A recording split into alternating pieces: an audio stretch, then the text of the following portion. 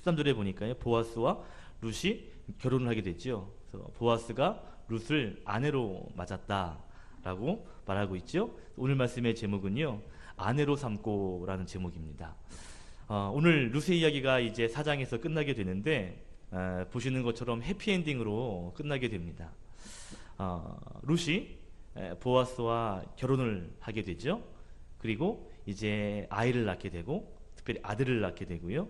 그리고 그 아들을 통해서 결국 다윗을 낳게 되는 이야기로 오늘 룻기는 끝나고 있습니다. 그러니까 해피엔딩으로 끝나고 있는 것이죠. 근데 우리가 보았듯이 이 룻의 가정, 이 룻기의 시작은 불행으로 시작했습니다. 그죠? 굉장히 우울한 이야기로 시작했어요. 특별히 사사 시대였기 때문에 영적으로 암울했고, 또 흉년이 있었고, 그리고 모든 가정의 남자들이 다 죽게 되는 이러한 우울한 일들이 있었습니다. 그런데 놀라운 것은 하나님이 이 가정을 포기하지 않으시죠. 하나님께서 이 가정을 붙잡으셨어요. 그리고 이제 베들레헴으로 돌아오게 하십니다. 놀라운 건 마침 그때가 보리를 추수하는 때였다라고 말하고 있죠. 더 놀라운 것은 이제 이 룻이 이삭을 주우러 간 밭이 또 인연이 되는 보아스의 밭이었다 그랬습니다. 하나님은요, 그러니까 우리가 상상하지 못하는, 우리가 계산하지 못하는 기가 막힌 방법으로 특별히 룻의 가정을 인도해 가고 있다는 걸 우리는 성경을 통해서 보게 되는 것이죠. 자, 남자가 없는 가정, 특별히 구약 시대에 남자가 없다는 건 그 가정에 소망이 없다는 것이거든요. 그런데 이렇게 소망이 없는 절망의 가정을 하나님께서 붙잡으셔서 놀라운 구원의 가정으로, 또 회복의 가정으로 만드셨다라는 것이 룻기의 이야기입니다. 그러니까 룻기는 한 가정의 회복을 말하면서도 한편으로는 하나님의 구속사를 보여주는 그러한 성경이라 볼 수 있는 것이죠.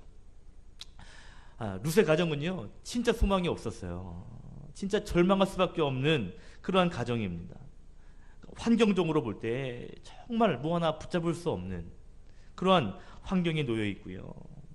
특별히 또 룻은 이방 여인입니다. 그죠? 어떻게 보면 하나님의 선택을 받기에 뭔가 부족함이 있는 그런 이방 여인임에도 불구하고 하나님께서는 이 가정을 사용하셔서 소망을 품게 하시고 그의 인생을 하나님 편에 맡기게 될 때, 즉 룻이 하나님께 자기 인생을 맡기며 하나님의 땅으로 돌아오게 될 때 그 가정에 놀라운 반전이 일어나는 것을 성경은 보여주고 있습니다. 시어머니가 야, 너 니네 땅으로 가라 할 때 어머니 하나님이 나의 하나님 되길 원합니다. 그러면서 그 어머니의 나라로, 그 땅으로 내가 함께 가겠습니다. 이 고백이요. 결국 하나님이 그 가정을 붙잡아 주시는 거예요. 저는 이러한 놀라운 믿음의 고백과 함께 하나님께서 우리의 인생을 붙잡아 주시고 어려움이 있는 가정이 또한 룻의 가정처럼 인생의 반전이 나타나는 귀한 축복의 가정이 되시기를 주의 이름으로 축원드립니다. 아멘.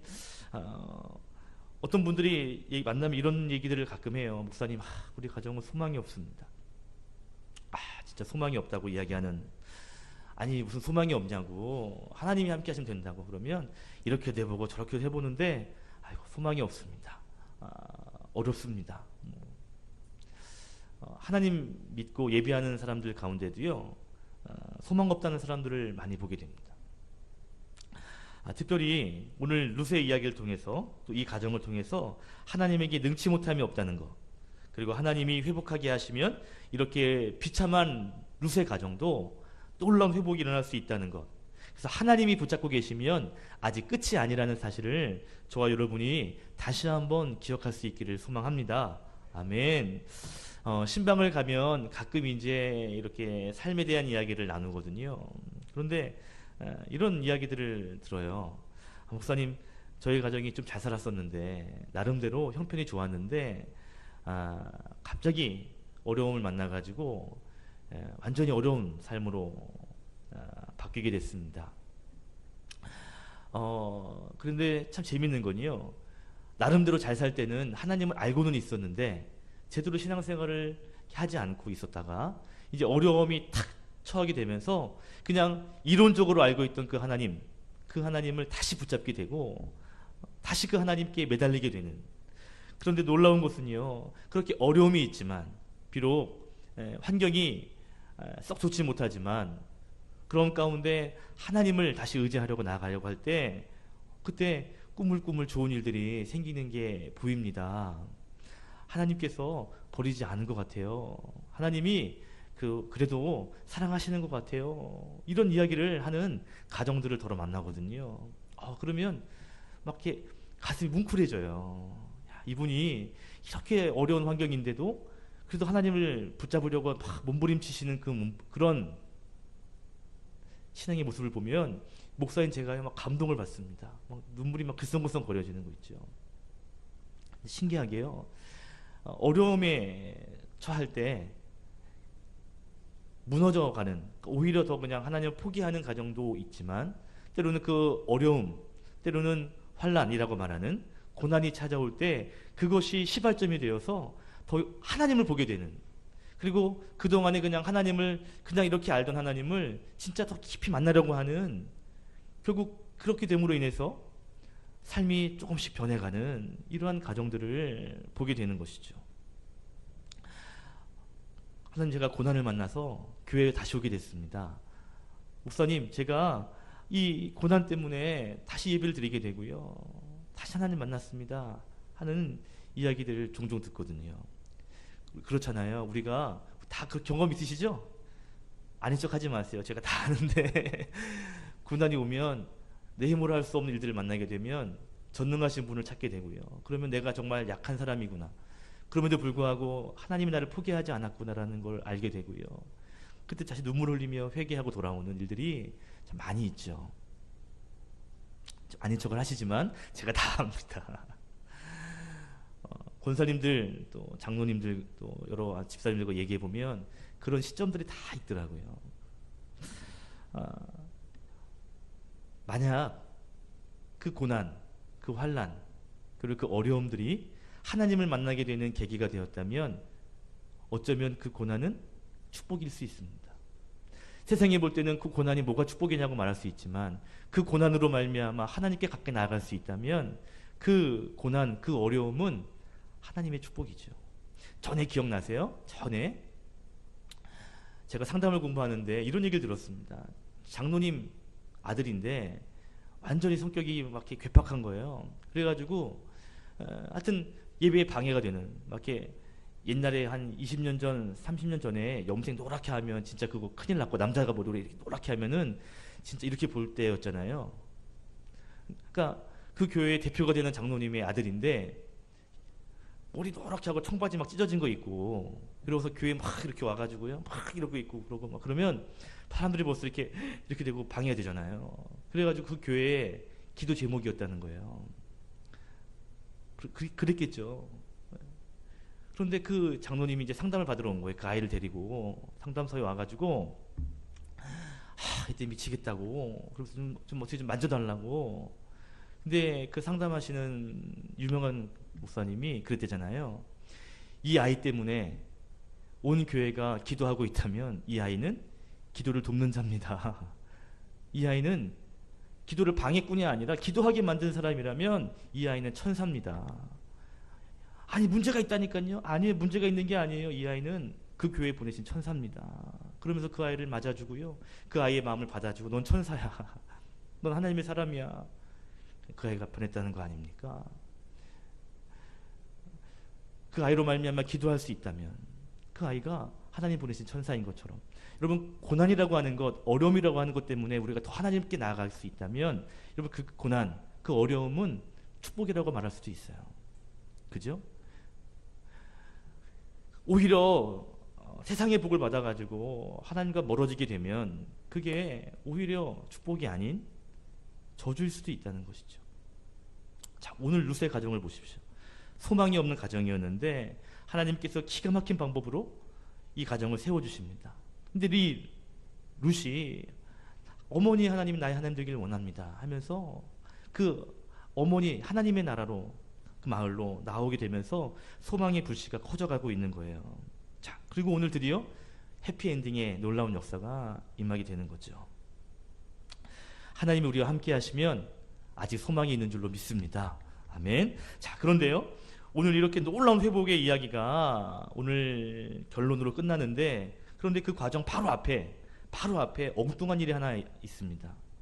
해결되어야 할 문제가 하나 있어요. 자, 룻기서 3장에 보아스와 룻이 이제 결혼할 것을 이미 마음에 결정을 했죠. 이제 두 사람은 큰일이 없는 한, 이변이 없는 한 이제 가정을 이루려고 하는 마음들을 우리가 확인했어요. 그죠? 그런데 이제 시간이 지나면 이제 룻의 가정은 회복될 것이고요, 결혼하게 될 것입니다. 그런데 한 가지 문제가 남았어요. 1절에 보니까 나오미와 룻 이 가정에 기업 물을 자가 보아스인데, 이 보아스보다 우선권을 먼저 기업 물을 자가 있었다라는 것입니다. 만약에 보아스보다 먼저 된 이 사람이 내가 이 가정에 기업 물겠다 라고 한다면 보아스에게 기회가 없는 거죠. 무슨 말인지 아시겠어요? 그러니까 보아스와 룻이 마음을 정하고 이제 알았다, 내가 너의 기업 물을게, 내가 너를 아내로 맞이할게 라는 걸 확인을 했는데, 그런데 먼저 기업 물을 자가 그것을 포기하지 않는다면 그 계획이 숲으로 돌아갈 수도 있다 이 말입니다. 자, 2절을 보면요, 보아스가 그 성읍 사람들을 모아요. 그리고 장로님들을 초청합니다. 그죠? 그리고 기업 물을 자를 불러서 그들 앞에 세워요. 앉게 합니다. 그리고 그 기업 물을 자에게 지금의 상황을 설명하는 거예요. 자, 3절과 4절 보십시오.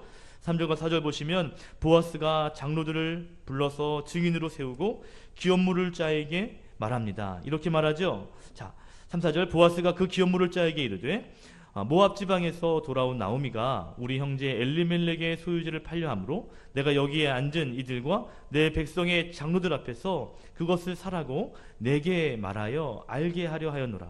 만일 내가 물으려니와 만일 내가 물으지 아니하려거든 내게 구하여 알게 하라.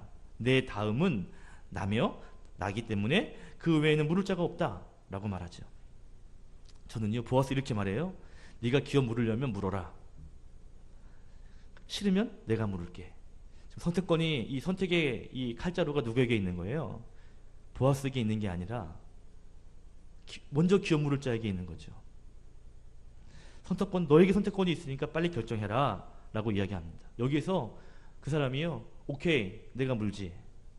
그러면 아이고 이거 되는 거죠. 자, 5절 보십시오. 5절 보아스가 이르되 내가 나오미의 손에서 그 밭을 사는 날에 곧 죽은 자의 아내 모압 여인 룻에게서 사서 그 죽은 자의 기업을 그의 이름으로 세워야 할지니라 하니. 이 말을 좀 쉽게 표현하면 네가 기업을 물게 되면 결국 이 여인도 아내로 삼아야 돼 라는 뜻입니다. 아내를 네가 이 모압 여인, 이 이방 여인을 아내로 취해야 된다. 자, 알고 있지? 자, 이제 결정해라 라는 것이죠. 그때 6절에 이가 대답하죠. 6절 말씀 같이 읽읍시다. 6절 시작. 그 기업 물을 자가 이르되 나는 내 기업에 손해가 있을까 하여 나를 위하여 물으지 못하노니 내가 물을 것을 내가 물으라. 나는 물으지 못하겠노라 하는지라. 아멘. 이게 할렐루야입니다. 그죠? 이게 할렐루야예요. 선택권이 그에게 있는데 그가 나 손해가 있을까 봐 못하겠다. 네가 무슨 물으라 라고 이야기하고 있다는 것이죠. 결국 자기에게 손해가 있을 것 때문에 포기합니다. 결국 9절 이후에 보니까 이제 모든 백성들과 장로들에게 이것의 증인이다 라는 것을 확신시키고요, 나아갈 때 또 이 증인들이 또 이 보아스와 그 일들에 대하여 축복을 해줍니다. 11절 11절 함께 읽어볼게요. 11절 12절 시작. 성문에 있는 모든 백성과 장로들이 이르되 우리가 증인이 되나니 여호와께서 내 집에 들어가는 여인으로 이스라엘의 집을 세운 라헬과 레아 두 사람과 같게 하시고 내가 에브랏에서 유력하고 베들레헴에서 유명하게 하시기를 원하며 여호와께서 이 젊은 여자로 말미암아 내게 상속자를 주사 내 집이 다말이 유다에게 낳아준 베레스의 집과 같게 하시기를 원하노라 하니라. 아멘. 룻을 통해서 가문이 자녀들이 많아지기를 원한다. 또 룻을 통해서 상속자가 나오기를 원한다 하며 그들의 결혼을 축복하고 있습니다. 또 자녀, 귀한 자녀에 줄 것을 또한 복을 빌어주고 있다라는 것이죠. 결국 13절에 보시면 이 놀라운 축복 그리고 이 회복을 보여주는 13절의 말씀 핵심 구절이 있습니다. 13절 말씀도 큰 목소리로 함께 읽읍시다. 시작. 이에 보아스가 룻을 맞이하여 아내로 삼고 그에게 들어갔더니 여호와께서 그에게 임신하게 하심으로 그가 아들을 낳은지라. 아멘. 보아스가 룻을 아내로 삼았습니다. 그리고 결국 아들을 낳게 됩니다. 자, 처음에 기억나시죠? 처음에 룻의 가정이 어땠죠? 모든 가문의 남자들이 다 죽었었어요. 그런데 그 희망이 없는, 소망 없는 가정에 이제 아들이 탄생하게 됩니다. 절망하고 눈물 흘려야 할 그 가정에 14절에 보니까 주변 사람들의 찬양이 흘러나오기 시작합니다. 그리고 16절에 보니까 오늘 나오미가 그 아이를 받아서 그 아이의 양육자가 되었다라고 이야기하죠. 정말 소망이 없었던 나오미, 룻의 가정이었는데 이제는 소망이 있는 가정, 그리고 소망을 직접 손에 안고 찬양하는 가정으로 바뀌게 되었음을 성경은 보여주고 있습니다. 그 아들의 이름이 뭐예요? 아들의 이름이 오벳, 오벳의 아들이 이세, 이세의 아들이 다윗입니다. 22절 룻기의 결론은 다윗을 낳았더라, 이스라엘의 왕의 가문이 되는 다윗을 낳았더라로 끝나고 있습니다. 이스라엘 사람들이 가장 좋아하는 왕이 다윗 왕입니다. 그 다윗 왕의 족보를 이룬 가정이 가문이 되었다라는 것이죠. 소망이 없는 가문이었는데 이제 놀라운 믿음의 가문, 한 나라의 혈통을 이어나가는 가문, 그리고 예수 그리스도의 계보를 이루는 그러한 가문이 되었다라는 것이죠. 절망밖에 남지 않은 가정이었는데 이 가정에 놀라운 일들이 일어나게 되는 것이죠.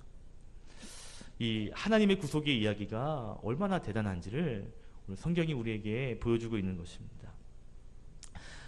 룻의 가정도 하나님께서 이렇게 놀라운 일들로 만드셨다면 우리 가정도 그렇게 하실 수 있는 하나님이시죠. 아멘. 사실 이 이야기는 이 구속의 이야기는 어쩌면 우리들의 이야기이기도 합니다. 왜요?